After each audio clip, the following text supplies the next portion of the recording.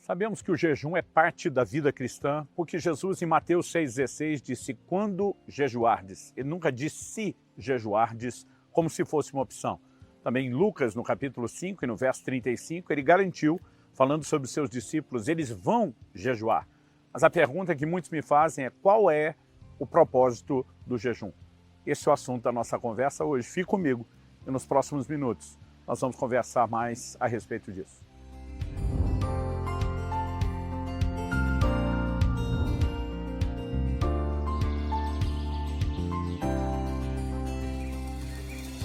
Estou hoje no Fish Creek Park, em Calgary, no Canadá, passando para trazer mais uma palavra ao seu coração. Qual é o propósito do jejum? Durante muitos anos, eu, na verdade, fiz uma lista com vários propósitos do jejum. Estudando as Escrituras, observando os relatos bíblicos, eu cheguei à conclusão de que podemos enumerar vários propósitos. Então, por exemplo, um dos primeiros deles que aparece no Antigo Testamento, em Levítico 16, é uma convocação para um dia nacional de jejum no dia da expiação, ou seja, era um jejum de arrependimento, assim como vemos em 1 Samuel, no capítulo 7, no verso 6. Mas também percebi que a Bíblia diz, no livro de Números, no capítulo 6, dos versos 1 a 21, que o propósito, por exemplo, do nazireu era fazer um voto de consagração que envolvia algumas abstinências, sendo que algumas delas eram alimentares. Mas diferente do jejum por arrependimento, esse fazia jejum para consagração.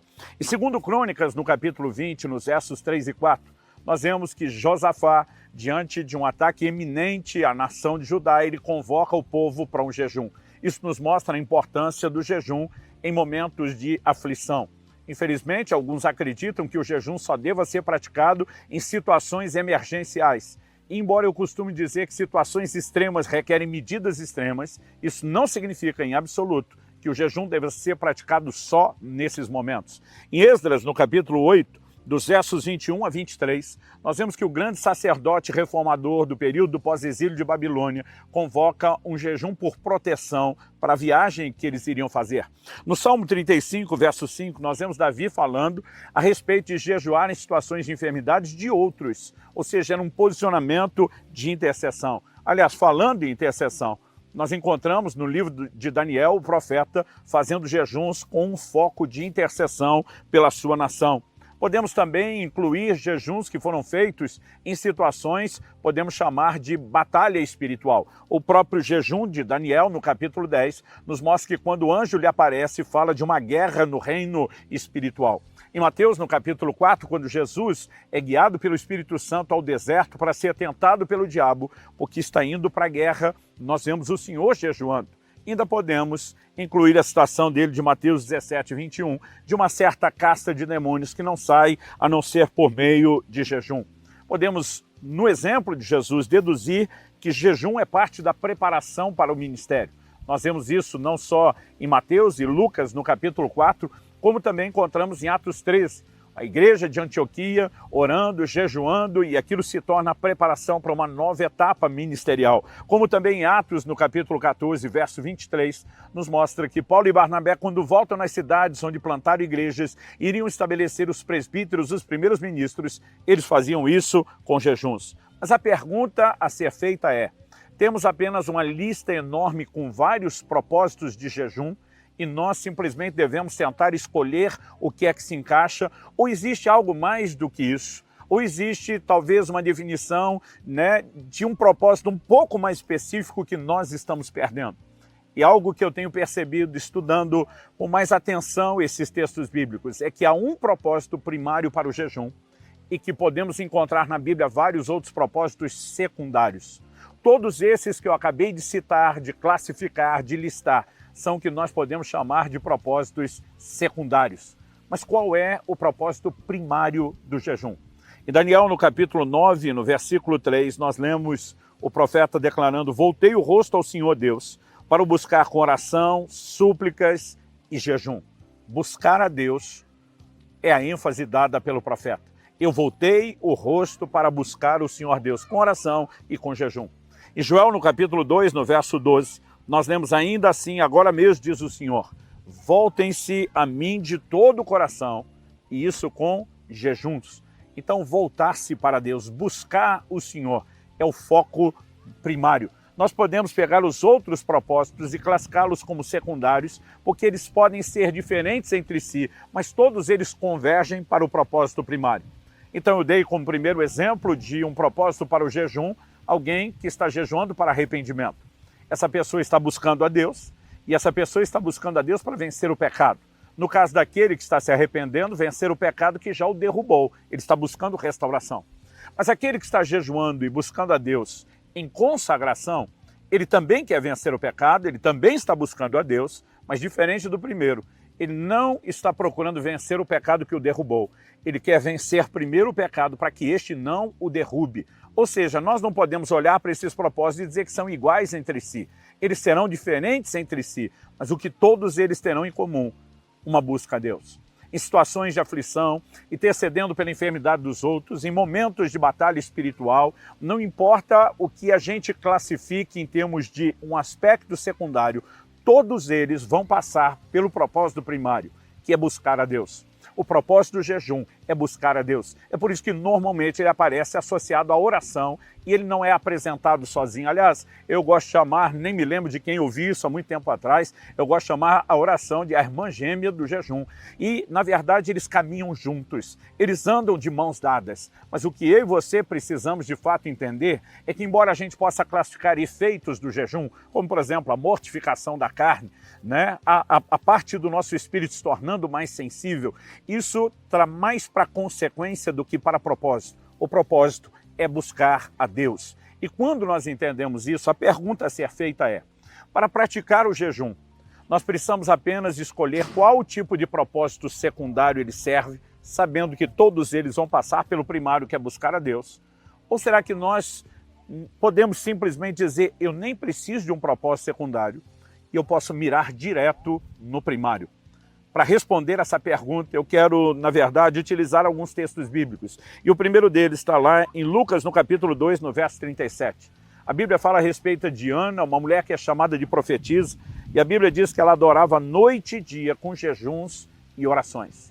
Noite e dia com jejuns e orações. A Bíblia diz que Ana era uma viúva, mas que ela já estava há muito tempo nesse estado. Nada indica que ela está jejuando por conta de algum tipo de necessidade. Aliás, a Bíblia diz que ela fazia isso para adorar ao Senhor. Ela está buscando a Deus e aparentemente ela mirou o propósito primário e nenhum secundário. Quando olhamos para Atos, no capítulo 13, no versículo 2, nós vamos encontrar os líderes da igreja de Antioquia, na Síria, jejuando. O texto diz assim, enquanto eles estavam adorando o Senhor e jejuando. Aqui, de novo, o jejum não aparece associado a nenhum dos outros propósitos secundários que nós alistamos. Mas ele mira o propósito primário, buscar a Deus, ministrar ao Senhor, adorar ao Senhor. O que é que esses dois textos têm em comum? Além de estarem no Novo Testamento, terem sido escritos por Lucas e de focarem um jejum que concentra no propósito primário. O que eles têm em comum é o resultado. Nós percebemos que quer a gente fale de Ana, olhando para Lucas 2,37, que é chamada de profetisa e tem uma percepção e revelação a respeito do Senhor Jesus, como praticamente quase ninguém à sua volta tinha. Nós podemos dizer o mesmo a respeito dos líderes da igreja em Jerusalém. O Senhor Jesus tinha ordenado que depois de receberem o poder do Espírito Santo, seus discípulos seriam testemunhas não só em Jerusalém, não só na Judéia, mas ele diz Samaria e até os confins da terra. A verdade é que a igreja permaneceu acomodada por muito tempo. O evangelho seria levado além de Jerusalém e Judéia para Samaria somente em Atos, no capítulo 8, por conta de uma perseguição, o que alguns estudiosos acreditam ter acontecido cerca de mais ou menos 8 anos depois do dia de Pentecostes. Ou seja, quando a gente lê depressa aqueles capítulos, parece que está tudo acontecendo de uma vez, mas é uma resposta lenta para aquilo que o Senhor Jesus havia dado. Mas é somente em Atos, no capítulo 13, que pela primeira vez a igreja vai praticar o que nós podemos chamar de missões intencionais e não meramente acidentais. Ali eles ouvem o Espírito Santo dizendo, separai-me Paulo e Barnabé para a obra que eu os tenho chamado. E aquela percepção, a liderança do Espírito Santo e a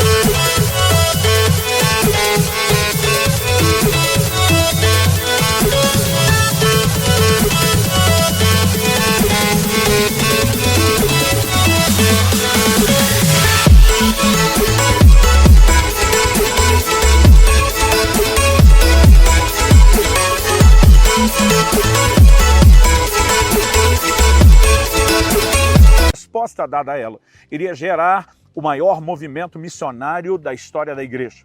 O que nós podemos encontrar nesses dois textos é que pessoas que focam no propósito primário normalmente estão desenvolvendo um relacionamento com Deus. Não apenas melhoraram a liturgia do seu culto, não apenas melhoraram a performance da busca, mas elas alcançaram um padrão diferenciado de resultados, que eu gosto de dizer que é consequência do foco primário ou do propósito primário do jejum sendo colocado em ação, buscar ao Senhor. Quando olhamos para o princípio bíblico da abstinência, não se trata meramente de sofrer, de fazer algum tipo de sacrifício. O que nós precisamos entender é que a Bíblia nos convida a, de vez em quando, dar uma pausa em prazeres e deleites que não são necessariamente ilícitos nem pecaminosos.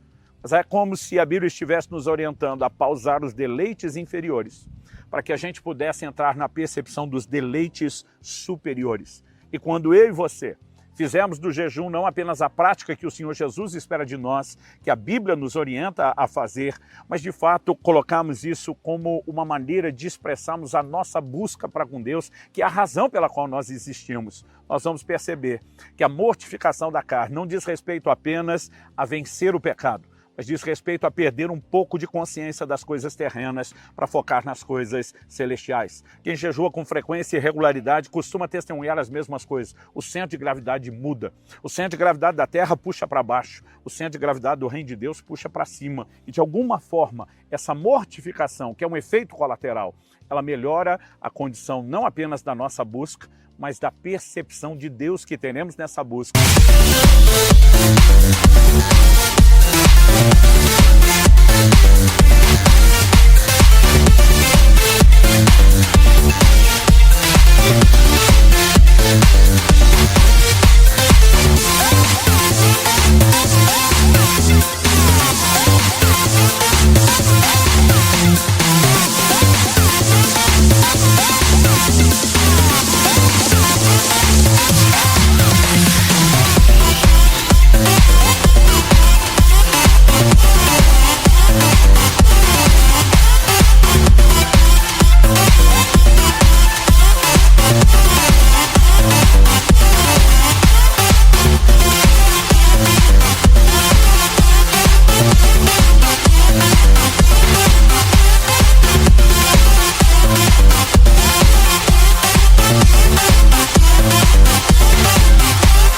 Do nosso relacionamento com Ele. Eu diria, nos permite entrar num lugar de intimidade que é diferenciado. O jejum não produz nenhum tipo de mérito, mas ele produz um nível de quebrantamento, de despertamento para o nosso espírito, associado à oração, à adoração, à leitura bíblica, às outras disciplinas espirituais, que nos darão sensibilidade e melhorarão a capacidade de ouvir Deus e corresponder com Ele. Que Deus nos ajude a entender não só os propósitos secundários, mas o primário, e concentrar-se nele.